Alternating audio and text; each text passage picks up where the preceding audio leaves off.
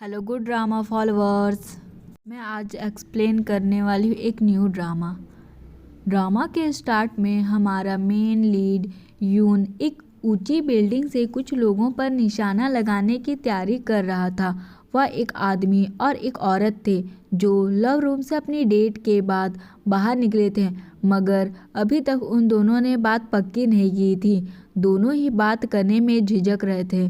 तभी यून उस आदमी के दिल पर तीर चला देता है। यह गोली एक्चुअल में प्यार की गोली थी जो दिल पर असर करते ही वह आदमी उस औरत को बेझिझक होकर अपनी बात बता देता है कि मैं तुमसे प्यार करता हूँ।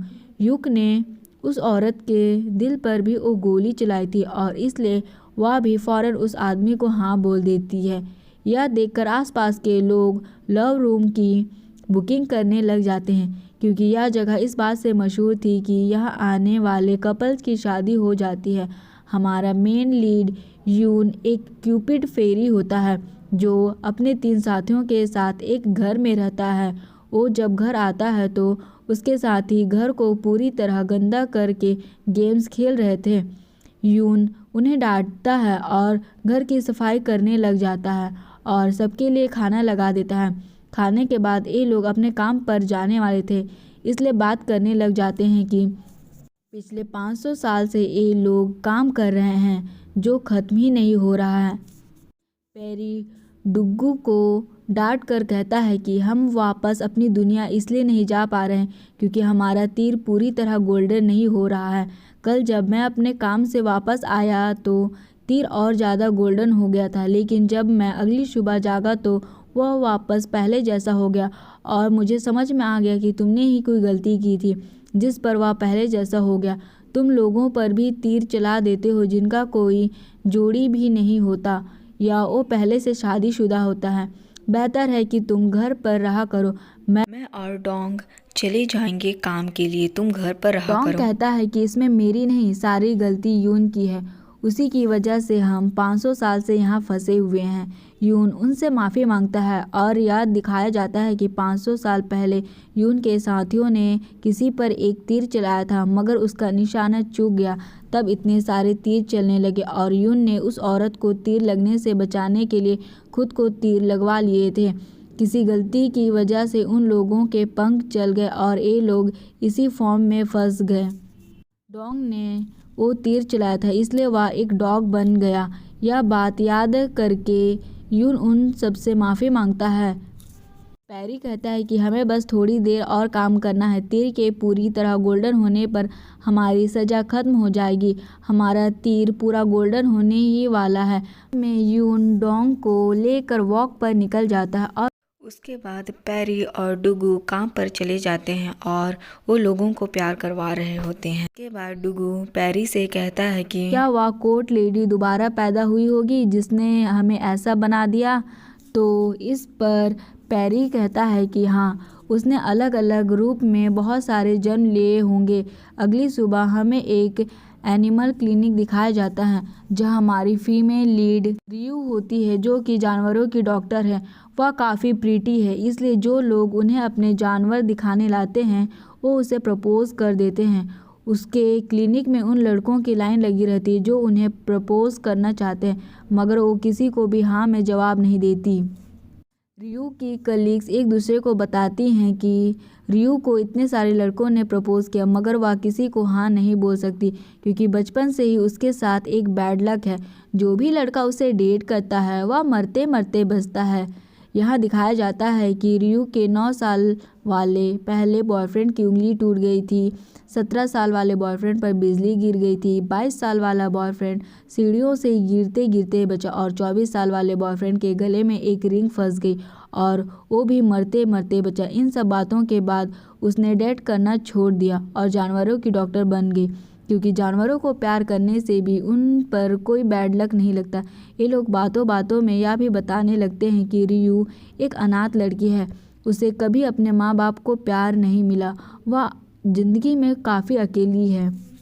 शाम को रियू एक पहाड़ पर बैठकर बार बार माफ़ी मांग रही होती है। दरअसल 3 साल पहले ये और उसकी एक फ्रेंड एक टैरेट कार्ड रीडर के पास वे पूछने गए थे कि रियू को डेट करने वाले हर लड़के के साथ कोई हादसा क्यों हो जाता है। वो आदमी कार्ड्स देकर बताता है कि तुमने अपने पिछले जन्म में कोई बहुत बड़ा गुनाह किया था, उसी की सज़ा तुम 500 साल से भुगत रही हो। हर जन्म में तुम पिछले किसी भी जन्म में तुम्हारी शादी नहीं हुई है, लेकिन इस बार मैं तुम्हारी ज़िंदगी में किसी आदमी को आते हुए देख रहा हूँ। उससे मिलने के लिए तुम्हें एक पहाड़ पर जाना होगा। 1000 दिन तक तुम्हें लगातार अपने गुनाह की माफ़ी मांगनी है।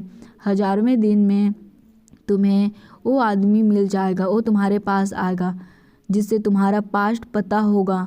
रियू और उसकी फ्रेंड को भी उस आदमी की बातों पर यकीन नहीं होता। तभी वह आदमी रियू उन दोनों को 2 नंबर बताता है कि 3 जख्मी होंगे, 1 मर जाएगा।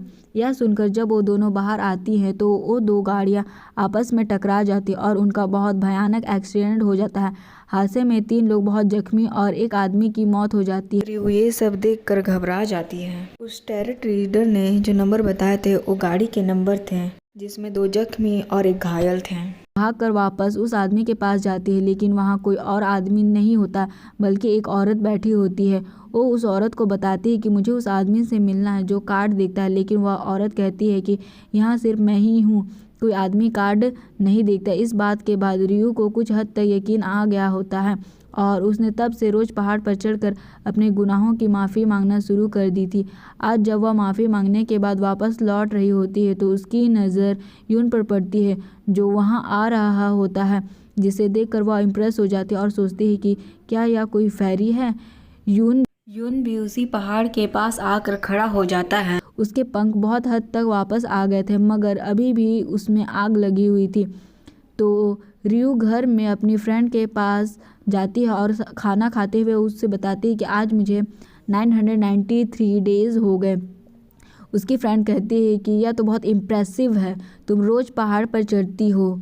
रियू, तुम 1000वें दिन में जब तुम जाओगी तो मुझे भी साथ लेकर चलना ताकि मैं भी तुम्हारा प्रिंस चार्मिंग दे सकूं। रियू नाराज़ होकर कहती है कि ऐसी बात मत करो वरना बैड लक आ जाएगा। क्या तुम लव ट्रायंगल करवाना चाहती हो? तो उसकी फ्रेंड कहती है कि मैं सिर्फ मजाक कर रही हूँ। अगले दिन चारों क्यूपिड्स लव रूम आते हैं जहाँ पर मालिक उन लोगों को उसके नए क्रेडिट कार्ड देता है। मिस्टर पार्क उन लोगों को बताता है कि आपको इसे जितना यूज़ करना है वो आप कर सकते हो। यहाँ दिखाया जाता है कि मिस्टर पार्क के दादा ने मरने से पहले उसे बताया था कि हमारे बाप दादा क्यूपिड फेरीज के रखवाले हैं, उन्हीं की वजह से हमारा लव रूम इतना कामयाब है।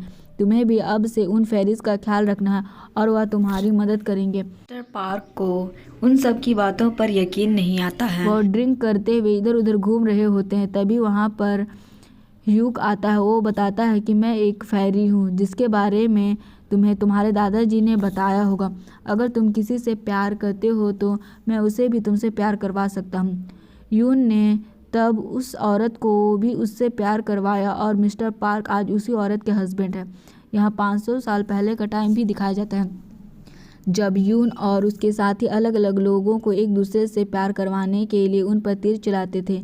रियू अपने क्लिनिक में जानवरों का टेस्ट कर रही होती है और उनके मालिक रियू पर फिदा हो रहे होते हैं। वहाँ यून को एक आदमी नजर आता है जो एक औरत को आवाज़ें देकर बुला रहा था, मगर वो उसे छोड़कर चली जाती है। उस आदमी को आकर बताता है कि वो लड़की तुम्हारे लिए सही नहीं है, तुम्हारी किस्मत तुम्हारे करीब ही है, अब घर चले जाओ और उसको भूल जाओ। जब यून यह सब बता कर जाता है तो वो सोचने लग जाता है कि इनकी बातों का क्या मतलब था।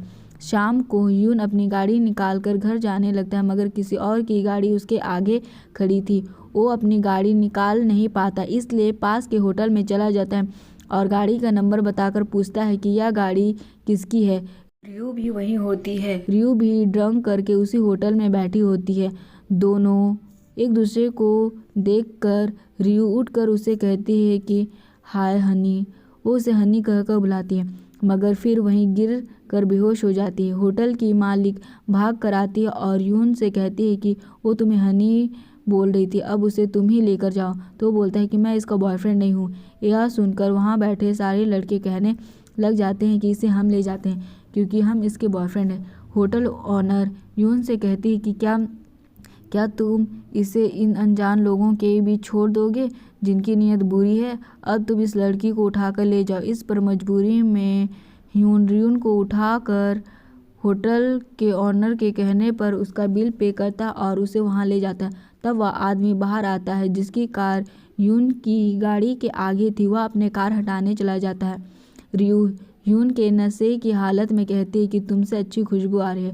यहाँ पर हमारा पहला एपिसोड खत्म होता है। Thank you. आपको ये ड्रामा पसंद आया है तो प्लीज़ मेरे चैनल को सब्सक्राइब करें। मेरे इस महीने का टारगेट है कि मैं 200 सब्सक्राइबर करूं, तो क्या आप मेरी मदद करेंगे?